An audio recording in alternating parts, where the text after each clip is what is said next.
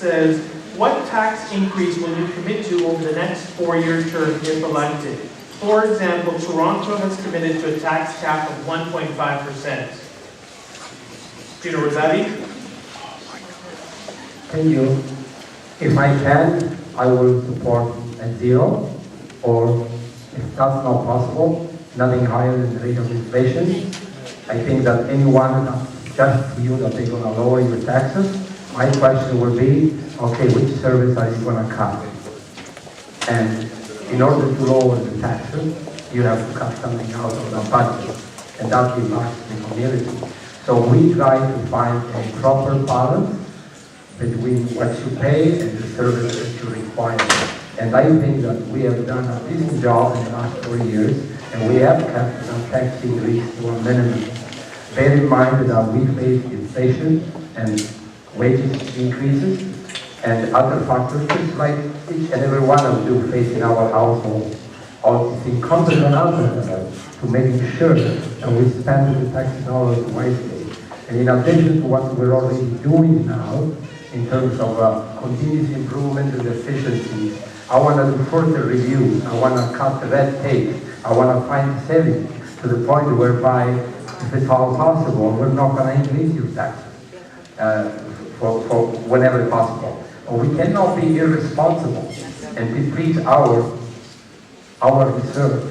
We have to be accountable to you and make proper decisions, responsible decisions, and keep your tax low. Thank you, Mr. Rosati. Jen Schultz?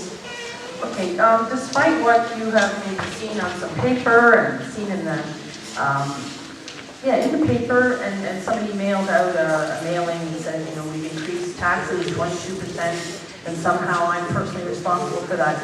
Despite all that, what is true is that in 2011, and if you want to compare this to the City of Toronto is a one level of government, so you have to look at the combined regional and city tax increase to be comparing apples and apples.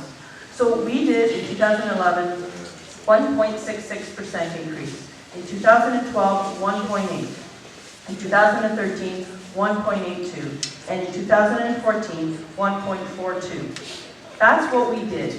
So over 4 years, we increased no more than 6.8. That is consistent with the rate of inflation. I would love to have it as zero, but anybody that's going to tell you it's zero, they are lying. They are telling you, they are really compromising your future. Because if we don't put money away to make sure that we have something for when the infrastructure needs to be replaced, that's where the problem comes in. So we're being responsible. We are looking down the road, seeing what is required to be saved for the future, at the same time looking at our processes, trying to engineer them to make them as efficient as possible. Get some synergies between departments. This is the hard work that we've been doing over this last term. This is what I want to continue doing for you. Thank you. Michael DiBiase?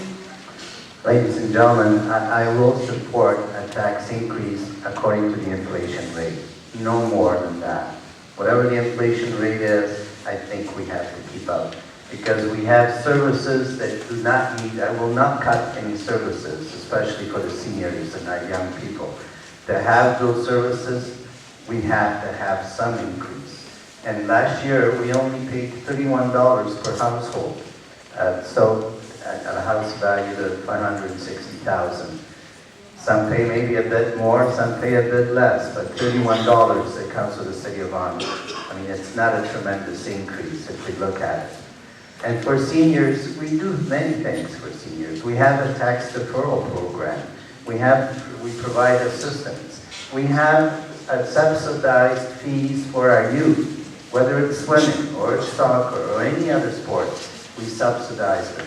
So we are providing services for those people in need. That's very important, and we have to keep going and do that.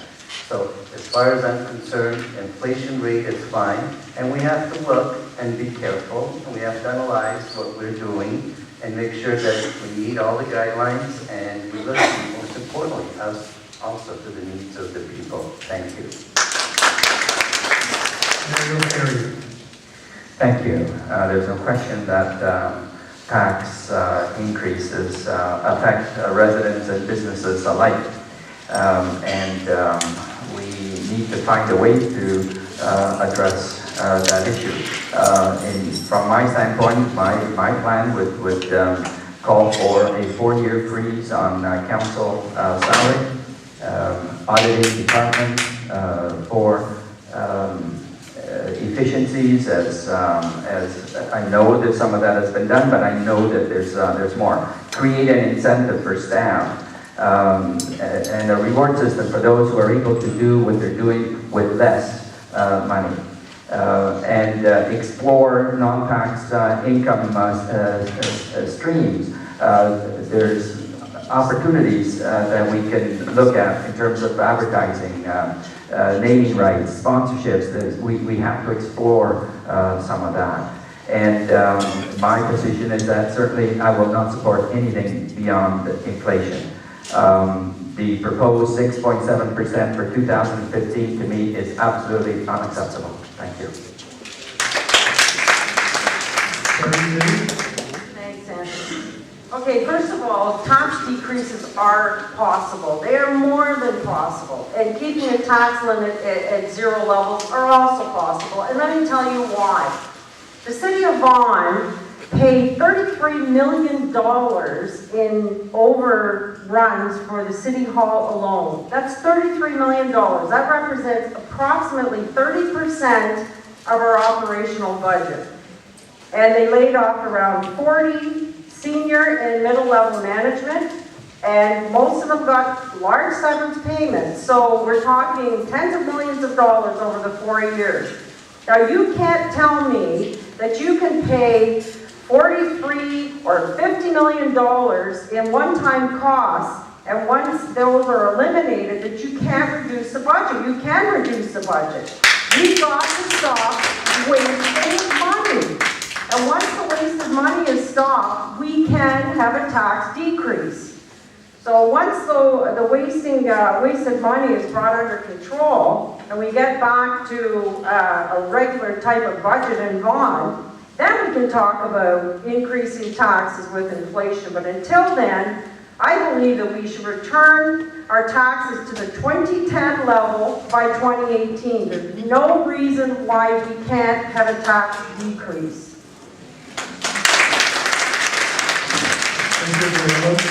Thanks, Anthony. This is a subject very near and dear to my heart because many times I appear in council and speak out against the tax increases. And I just want to point out, this is actually one of my strengths. This is something I can bring to Vaughan Council because budgeting is what I do. And there's really 2 types of budgeting. There's incremental budgeting, which the city uses, where you take what you got, you add 2%, and there's your tax increase. The other way of doing it is zero-based budgeting. Zero-based budgeting is where you have to re-justify everything that you have, that you actually get to keep what you have. And if there's no justification for it, then you don't get it. This is the sector that I come from. It's where you have to re-justify everything that you have and go away from this incremental-based budgeting. The C.D. Howe Institute actually published a report that ranked Vaughan almost dead last in terms of budgeting and the way they report out budgeting. And when I brought that to council, I was almost cut off at the knees in disagreement that it was not true. The C.D. Howe Institute is a very respected think tank. And when they come out and say that, look, there's something wrong with the way municipalities in general do budgeting, you have to stand up and actually look at it. And it's also a provincial matter as well. They have to institute different ways of budgeting. So this is one of my strengths. This is the way I can help Thank you, Mr. Morello. We are moving into the cross debate on this issue.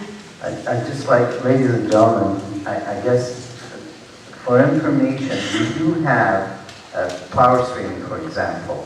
We own about 46% of it. It's a $1 billion business.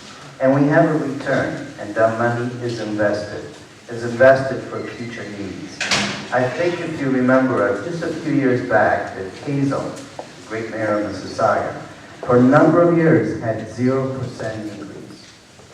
And then all of a sudden now, we hear, well, what about the infrastructure? It needs to be replaced because times as time passes along, But we Michael, need you the can't infrastructure. forget that we, So, when as I said, zero, As I we said, had over ladies and gentlemen, 30%. with a There's got to be a 0% happy increase, medium yes, between we 0 and have 30. lot levies coming in. It is coming in. But some of the money is put aside because 10 years from now, the infrastructure in some of our areas need to be changed. Where are we going to get the money? So you got to plan for the future too. You cannot just spend what you get. Let's plan ahead, and I think financially. Again, I find it Very incredibly amusing that the people have been on council for 25 or 30 years and increasing your taxes time and time again. And every time I bring forward a private investigation that shows the waste and shows the mismanagement and shows the corruption, these are the people that are saying Thank you, they're going everybody. to curb the taxes.